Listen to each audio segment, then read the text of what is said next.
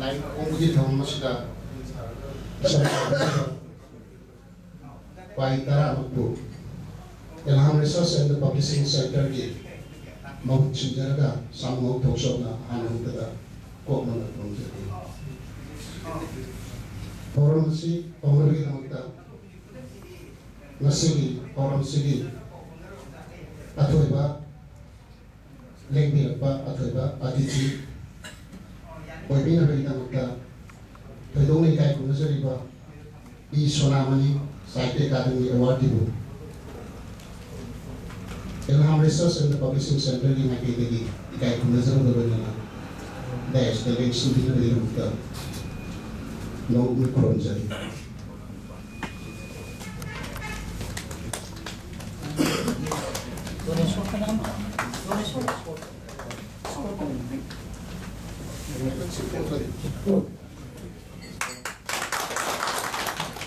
matangka masih di orang masih di home mapu wadi kedua Kedua itu menjadi A.R. Khan, IS, Commissioner, Labor and Employment, Government of Manipur. Ilham Research and the Publishing Center di Makilagi, ikai kunazar dobenana kurangzari nasigi Patreba, Atithi di Pampamna, the links to the video. President di Pampamna, the links to the video.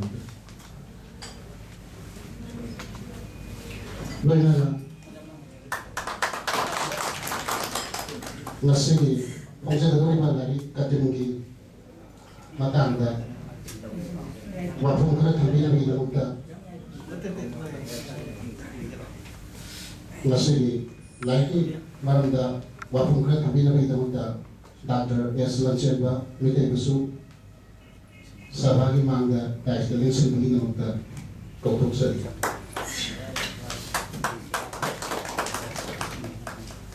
ikai kunazariba subcase president amagi laiki maramdawa nambi gedoribana deshda sabagi mangda nation biraba tungsida Ilham Research and the Publishing Center di Makilagi ekoi page and tungkes na bidumukta alihu kopusar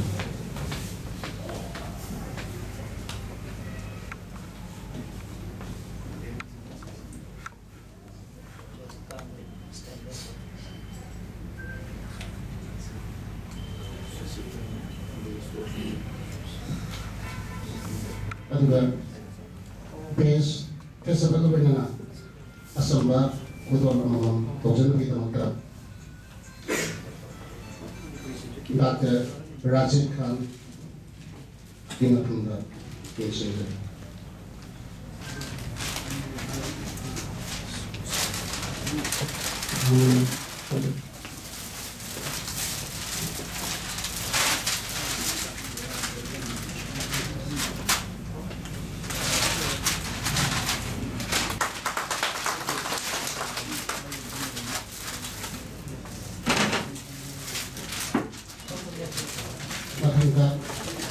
Aku juga yang kiri kucing munda, acap betul sih. Kaca lagi nonton, Dr. Rajiv Khan dari Suja.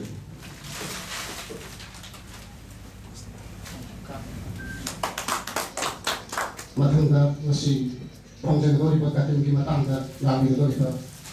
Dr. S. Lancheba mite matangga. Acap betul sih kaca lagi. Side tu. Dr. Rajiv Khan dari Suja. Doktor, kita side tu kan?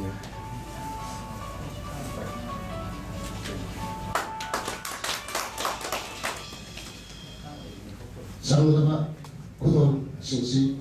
kaca kibaga loinana matangga welcome address bibi nabagi namagda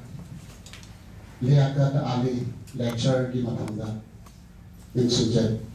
kautuk sari yakata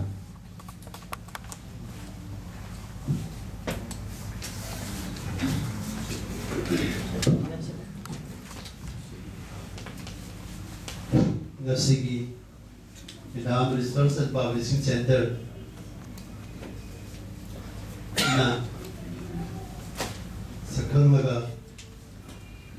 Azad Komolgi Kadim Haiba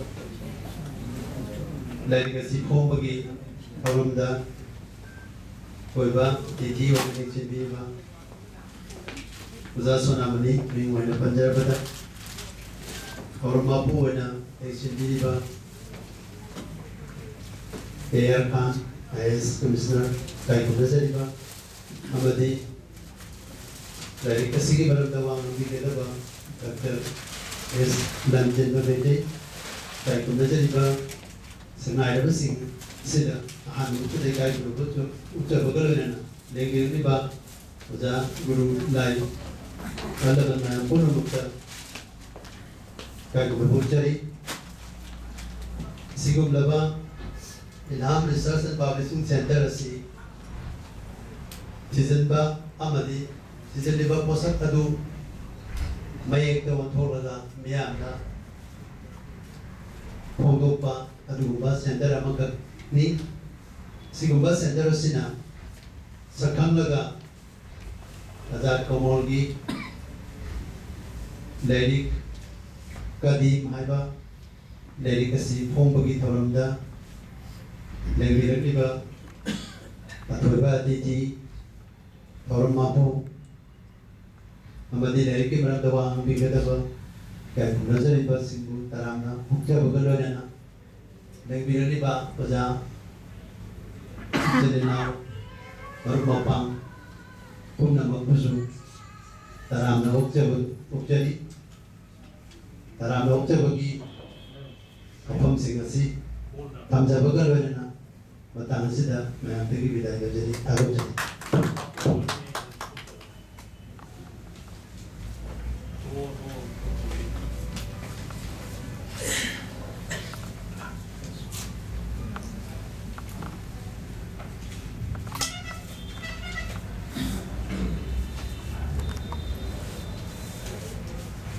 Welcome address ꯄꯤꯈ꯭ꯔꯕ ꯃꯇꯨꯡꯁꯤꯗ ꯍꯧꯖꯤꯛ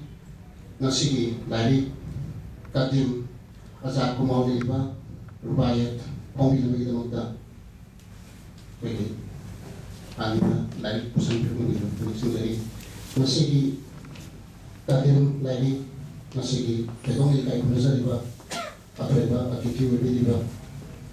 ꯄꯥꯕꯨꯡ E ꯁꯣꯅꯥꯃꯅꯤ ꯁꯥꯍꯤꯇ꯭ꯌ academy ꯑꯦꯋꯥꯔꯗꯤꯅ ꯁꯚꯥꯒꯤ ꯃꯥꯡꯗ ꯂꯥꯏꯔꯤꯛ ꯐꯣꯡꯕꯤꯔꯤ ꯑꯩꯅꯁꯨ ꯂꯦꯡꯁꯤꯟꯕꯤꯔꯝꯕꯒꯤꯗꯃꯛꯇ ꯅꯤꯡꯁꯤꯡꯖꯔꯤ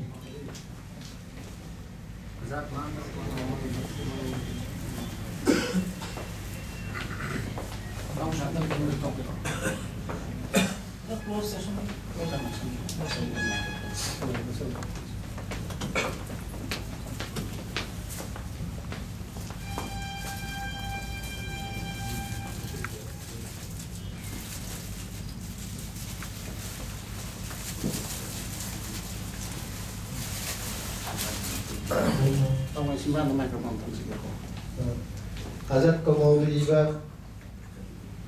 ꯁꯩꯔꯦꯡꯒꯤ ꯑꯄꯨꯟꯕ ꯂꯥꯏꯔꯤꯛ ꯀꯗꯤꯝ ꯍꯥꯏꯕ ꯔꯨꯕꯥꯌꯥꯠ ꯑꯁꯤ ꯃꯌꯥꯝ ꯃꯐꯝꯗ ꯔꯤꯂꯤꯖ ꯇꯧꯗꯨꯅ ꯈ꯭ꯋꯥꯏ ꯄꯥꯝꯃꯤ ꯃꯌꯥꯝ ꯃꯃꯥꯡꯗ ꯊꯝꯖꯔꯤ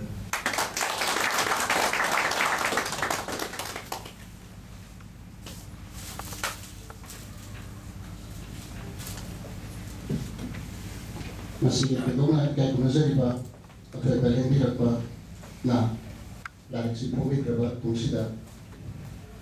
ꯑꯏꯕꯅ ꯁꯚꯥꯒꯤ ꯃꯥꯡꯗ ꯌꯦꯡꯁꯤꯟꯕꯤꯔꯤꯕ ꯀꯩꯗꯧꯉꯩ ꯏꯀꯥꯏꯈꯨꯝꯅꯖꯔꯤꯕ ꯑꯍꯨꯝꯃꯛꯀꯤ ꯃꯐꯝꯗ ꯑꯏꯕꯒꯤ ꯂꯥꯏꯔꯤꯛ ꯑꯃꯃꯝ ꯈꯨꯗꯣꯜ ꯇꯧꯖꯅꯕꯒꯤꯗꯃꯛꯇ ꯑꯏꯕꯒꯤ ꯃꯐꯝꯗ ꯌꯦꯡꯁꯤꯟꯖꯔꯤ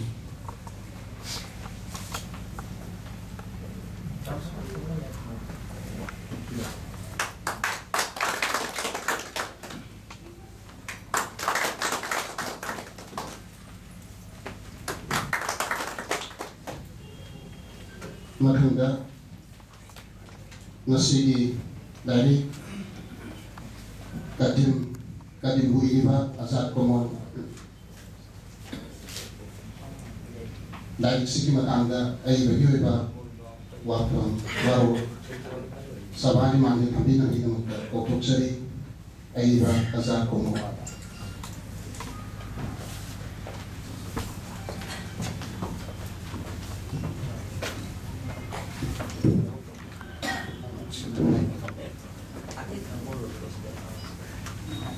तारीख फोंबगी थोरमदा अथोइबा पिटी अमगी थोरमपु दागुरु पुनपु अइबगी माइकेली काइपुना होचे सेरिंग लारी kasi matangda ay dito ko pangangyay ulit lari si magni ng ano siya lari si may ang mundo sinaga sala ko to tawngan ito bahaya mandang hajar da lari si ay isa madaya koiba mahusah usakan na bagi pengyang mak amana asing mulai kurang sari po kurang sari po kumintan pinanjalo ko tagi terus kita mau ina kurang sari Mana siya? Taman nanti ba kau kapan nabi yang sungkai yang bersaya wali kemenung ini tidak mau paham tu wali yang kakang ini lah masyarakat berbaik mau dah sem hai ba saya ngasi bayar betul saja ay betul saya ngasi kemaming Yusuf Zulaikha Orail nah minggu Zulaikha na izat hengat hankibara natraga badana Orail nah angaso dumakazay wahang di Zulaikha gi Yusuf Zulaikha gi sahi aduk khenai madudi nilam do okla pamatung na mapuroy ba kat firanay na haiki mahak sa ikui ka na ko oigeni natraga mahak sa ikui yok sa isan pawai si Hazrat Yusuf ki surol si mari subani Hazrat Ibrahim dagi thang tarpa nabi gi saron suron dagi liklam dala Yusuf no nabi oiraga daba hawan isa kumba macin malaw tara matoi gi marak tanmit kumba sat ki maile marai am Hazrat Yusuf ki makamon nonda matik magal kalak sauba mama tinataba matin manaw tingna magi mangi wari taru daga tanaru si hawduna putol laga lamjawda lantharang ki buhanunda tamna makahunda chakre kaisan namakoi na sanari ngai manaw do yawi ite sinduna maki maronda Yusuf ki putta ki mapahunda saki oina lalon kasatpa kafila lusingba Malik bin Zar gi kampuna khawrang mana khobang laduna laije sing thirak pada goha duda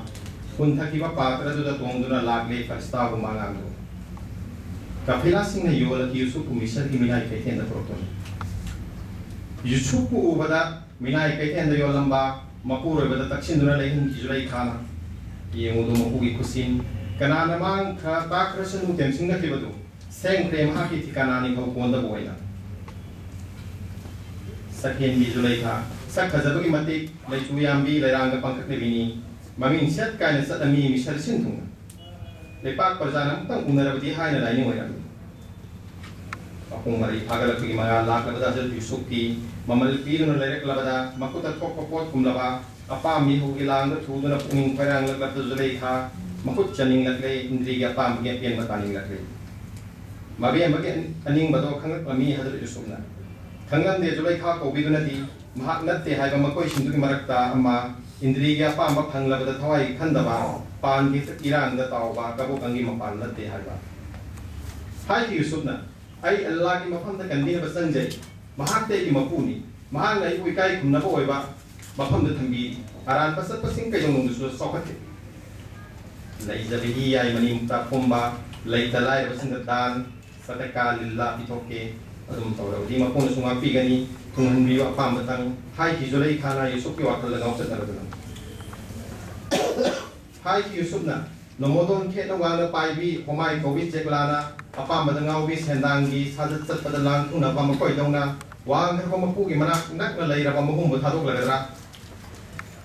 mayai kar bi samu lamsa mo madudi apa ambagi uping bi oi kibana sumat pan mayai ka kare